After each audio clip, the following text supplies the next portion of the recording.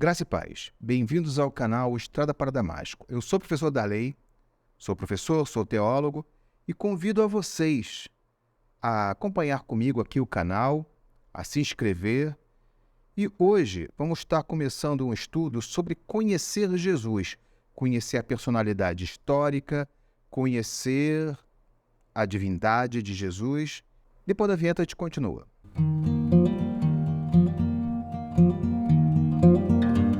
Então convido a vocês a conhecer Jesus. Aí você vai me dizer, Darley, eu já conheço Jesus, mas vamos estudar um pouquinho, vamos estar aqui junto, conhecer um pouquinho esse grande mestre, o homem que dividiu a história em duas partes, apesar de hoje alguns acadêmicos forçarem a barra e usar antes da Era Comum e depois da Era Comum. Essa Era Comum foi dividida pelo maior homem que pisou nessa terra, que é Jesus Cristo. Eles querendo ou não. E acadêmico, por acadêmico eu também sou, porque eu estudo, porque eu tenho nível universitário, porque eu faço pós-graduação. Então, não é diferente. Eles também não são diferentes de ninguém, eu sou mais que ninguém, não. É antes de Cristo e depois de Cristo que foi dividida a história. Tamanha a importância desse homem. Então, quem é Jesus? Eu tenho uma colinha aqui, tá? Para não me perder. Como o professor sempre usa um gabaritozinho, uma colinha, para a gente não se perder no caminho, tá? Estou olhando aqui minha colinha. A gente vai falar do Jesus humano, desse ser humano que habitou entre nós. Então, a primeira coisa, a gente vai lá em João 1,14. Estou usando aqui a Nova Almeida atualizada, nesse versículo aqui. E o Verbo se fez carne e habitou entre nós, cheio de graça e verdade, e vimos a sua glória, glória como unigênito do Pai. Então aqui, no Evangelho de João, ele diz o quê? O Verbo se fez carne e habitou entre nós. Então, aquele que é o Altíssimo, Deus, se fez homem, se fez carne e veio habitar nesse planeta. Ele veio sofrer, ele veio sentir, ele veio amar, ele veio ter fome. Todas as necessidades, todas as coisas que o homem sentiu, Jesus sentiu. Sentiu medo, sentiu fome, frio, calor. Um homem completamente normal, porque ele era Jesus, então não era um homem normal. Vamos dizer que é o homem na plenitude do ser humano. Ele veio mostrar como o ser humano pode ser. Ele falou que faríamos coisas tão maravilhosas e até mais do que ele. Então ele mostrou a plenitude do ser humano. Então, o Verbo se fez carne, Deus se fez presente aqui na terra. E ele habitou entre nós. Então Jesus foi 100% ser humano. Tanto é que ele nasceu, viveu, sangrou e morreu. E o que mais, assim, podemos falar de Jesus? Jesus pertencia ao povo hebreu, né? Um judeu, filho adotivo de José, que era da tribo de Judá, descendente de Davi, e Maria. Então, ele é descendente de Davi. Então, ele é descendente do trono davídico. Mesmo que os judeus mais radicais neguem isso, ele é descendente do trono de Davi. Ele é a tribo de Judá, descendente do trono de Davi. Nasceu em Belém e viveu em Nazaré. Não sabemos a data exata do nascimento de Cristo. Por incrível que pareça, Cristo nasceu antes de Cristo. Tem um erro na datação.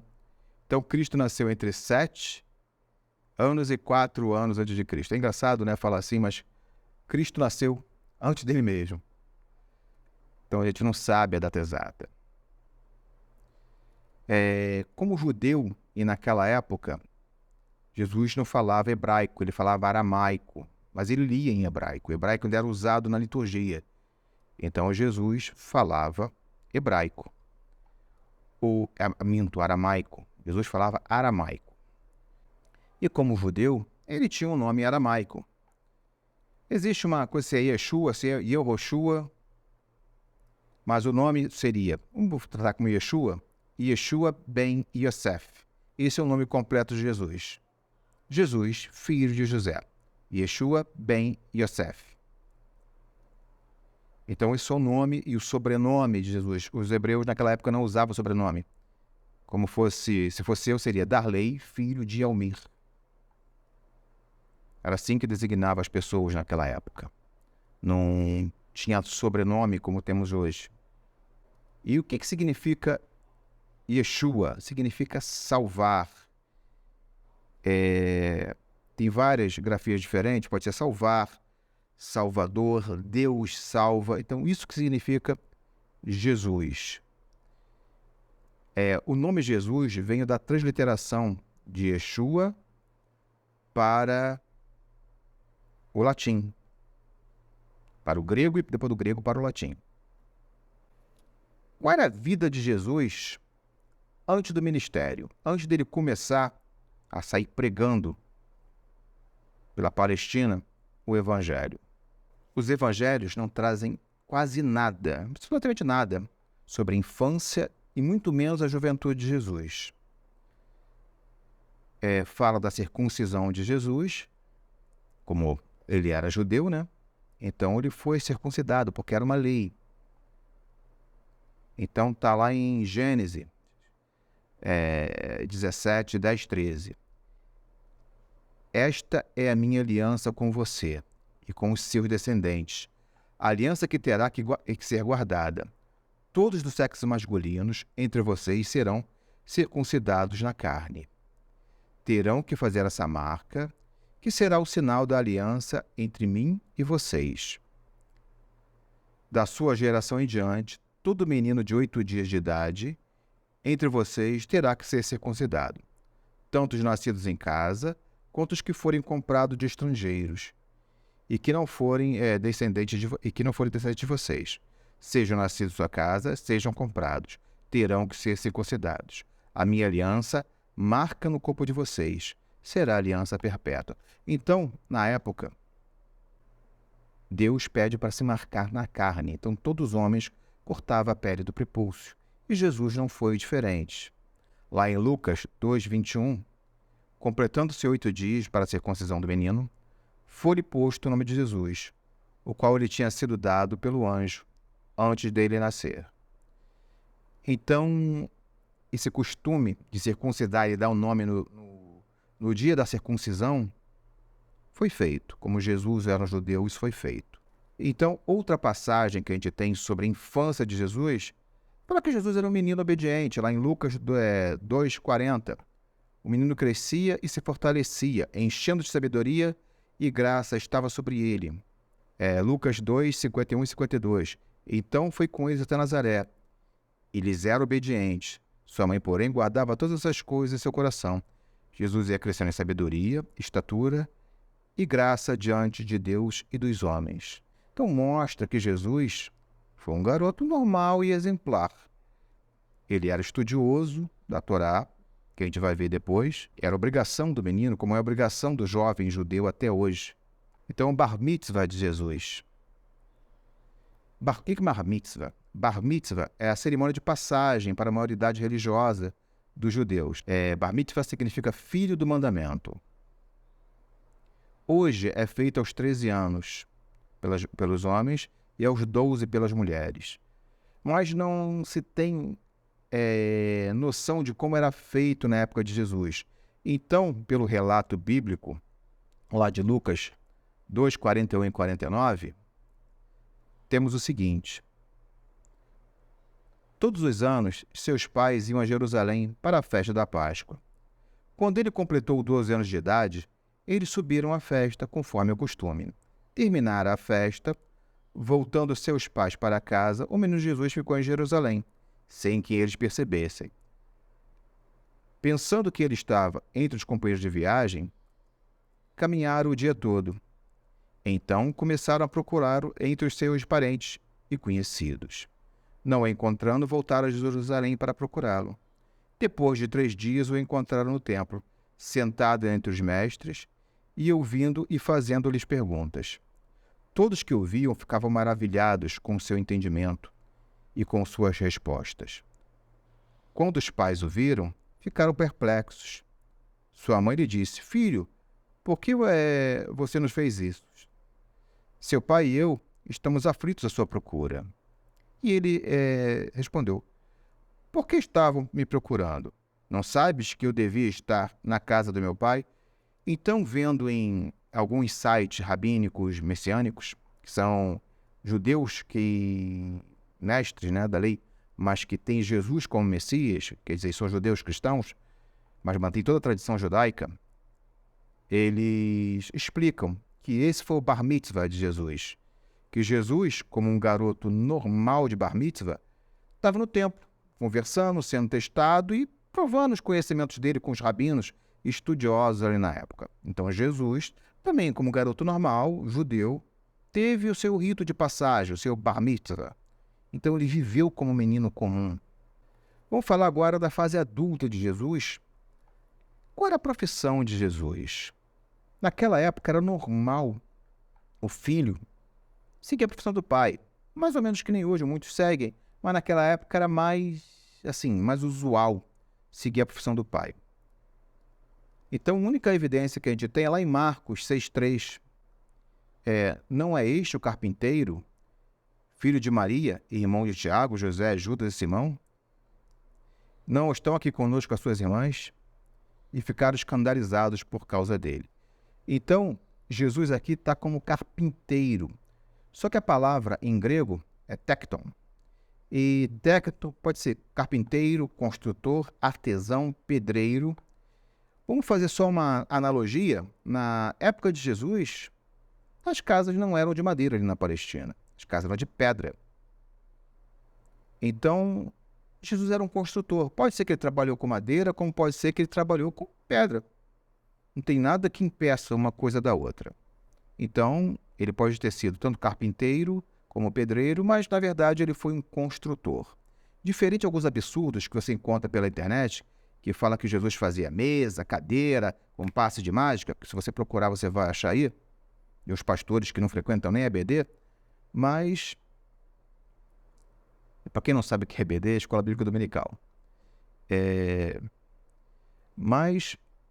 Jesus era trabalhador braçal, tá? Então, pedreiro, carpinteiro, e nada desmerece ele, como não desmerece ninguém.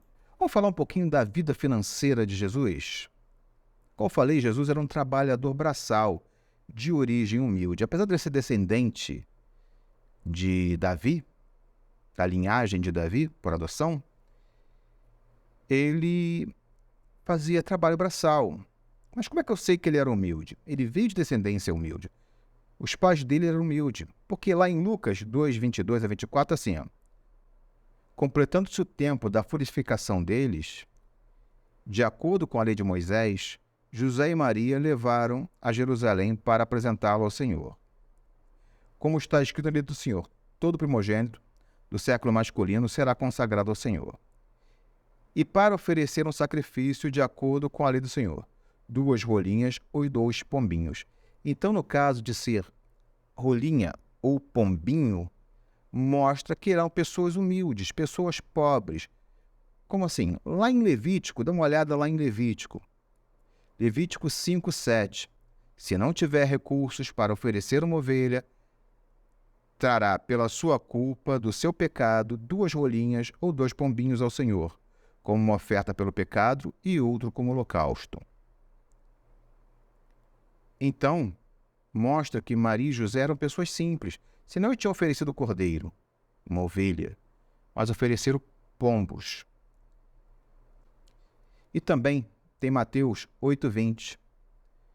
E Jesus respondeu: a raposa tem suas tocas e as aves do céu seus ninhos, mas o Filho do Homem não tem onde repousar a cabeça. Aqui mostra que Jesus era uma pessoa muito ocupada e não tinha bens, porque não tinha, um local para ficar, para voltar. E não tinha, vamos dizer, casa própria, praticamente assim, né? Eu não sei se eu posso falar isso, mas é o que o texto dá a entender. Que não tem um canto dele.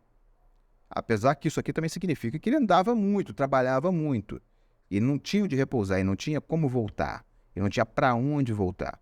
Então, significa que ele trabalhava muito também. trabalhando na obra do Senhor. Aqui já é pregação, aqui já é o ministério dele. E para finalizar esse vídeo aqui, para a gente conhecer um pouquinho de Jesus, vamos falar do ministério de Jesus. Você já se perguntou por que Jesus começa a pregar, ele aparece aos 30 anos? Já se perguntou por que disso? Já teve curiosidade?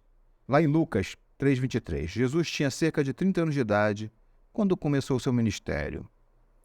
Na época de Jesus, para ser professor, para ser um rabi, era preciso ter maturidade, e o homem era considerado maduro aos 30 anos de idade. Então ele podia ser mestre, professor, ter discípulos, ter alunos. Então, se Jesus tivesse começado o ministério antes dos 30, ele não teria respeito. Ele não seria respeitado. Já foi difícil ele começando após os 30, né? Já teve um grande problema com as pessoas, com o Sinédrio, com os descrentes. Mas, começando aos 30, era a idade normal de um homem comum começar a ter aluno, a ter discípulos. E fora dessa idade não teria respeito. Vamos refletir um pouquinho? A gente vê hoje criança sendo pastor, jovens menores de idade sendo pastores.